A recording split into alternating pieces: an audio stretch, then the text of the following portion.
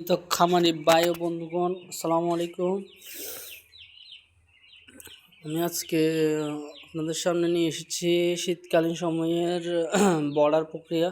শীতকালীন সময়ে যদি উপকূলীয় অঞ্চলে অতিরিক্ত পরিমাণ শীত থাকে, তাহলে আপনাদের যে কাজটা জানার পর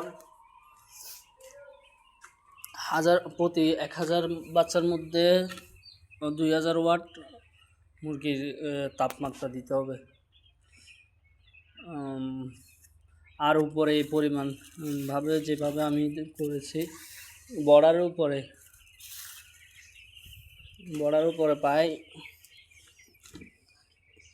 এক হাতের থেকেও বেশি উপরে একটা মাচা করে যে প্লাস্টিকটা দিয়েছি, সুন্দরভাবে দেখতে পাচ্ছেন যে বর্ডারের উপর থেকে শুরু করে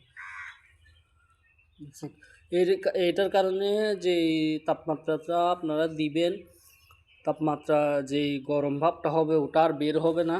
মুরগি গরম তাপমাত্রাটা সবসময় পাবে, আর রুমটা ওদের বিছানাটা সহ গরম হয়ে যাবে। দেখেন যে মুরগি বসে আছে, দৌড়াদৌড়ি করতেছে, খাবার খাচ্ছে। ওদের থেকে এখন ভালো লাগতেছে যে তাপমাত্রাটা নিয়ন্ত্রণ আছে, ওই জন্য দৌড়াদৌড়ি করে খাবার খাচ্ছে। সাধারণত শীতকালে দেখা যায় অনেক খামারে ঠান্ডার মধ্যে নিউমোনিয়া চলে আসে, মুরগির বাচ্চা মারা যায়। এই প্রক্রিয়া ফলো করলে মুরগির বাচ্চা সুস্থ থাকবে, সুন্দর থাকবে এবং তাপ নিয়ন্ত্রণের মাধ্যমে মুরগির গ্রোথটাও ভালো হবে।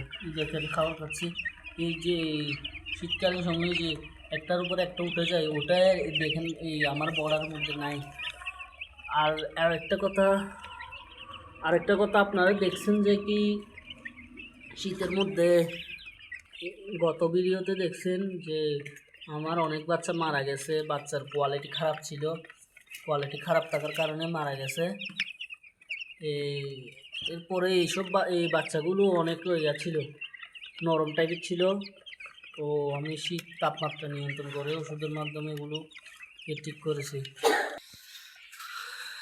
তো ভাইয়েরা, যে বাচ্চাগুলো নিয়েছি দুর্ভাগ্যবশত খারাপ হয়েছে, যে আমার সাথে ডিলারের সাথে এটা নিয়ে অনেক বাড়াবাড়ি হয়েছে। যে বাচ্চাটা আমি সবসময় বাচ্চা নিয়ে কি পবিটার অথবা কাজের যে কোনো কোম্পানির লুমেন এগারেটের বাচ্চা, ওটা আর অথবা শুধু ইপি রোস্টার, তো ওটা আমি নিই। কিন্তু এবার দেখতে পাচ্ছেন ইপি প্লাসটা দিয়ে ফেলছে। ইপি প্লাস বাচ্চাটা সাধারণত সবসময় ছোটো থাকে, ওটা সবসময় দুর্বল থাকে। এই শীতকালীন সময়ে এই বাচ্চাটা নিলে আপনারা অনেক ধরনের লসের ভাগিদার হতে পারেন। ওই জন্য বাচ্চা দেখবেন, সবসময় বাচ্চা নেবেন যে কোনো কোম্পানির লুমেন অথবা ইপি রোস্টার, অন্য বাচ্চা নেবেন না। ঠিক আছে, সকলে ভালো থাকবেন, সুস্থ থাকবেন। আল্লাহ হাফেজ, আসসালামু আলাইকুম।